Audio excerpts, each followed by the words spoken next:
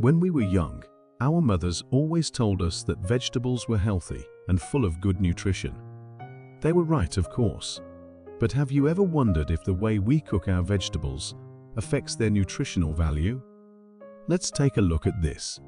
I'm cooking these vegetables on high heat. They look delicious, don't they? But is this the best way to retain their nutrients?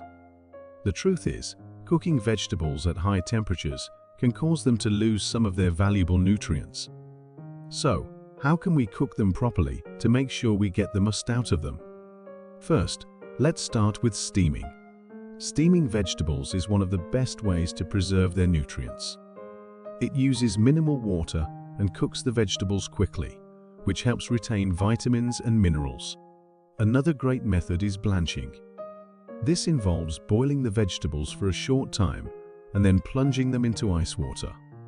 This method helps to preserve the color, texture, and nutrients of the vegetables.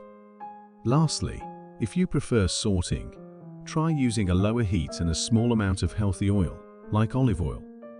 This way, you can still enjoy the flavor and texture of sautéed vegetables without sacrificing too many nutrients. So, next time you cook your vegetables, remember these tips. Your body will thank you for it.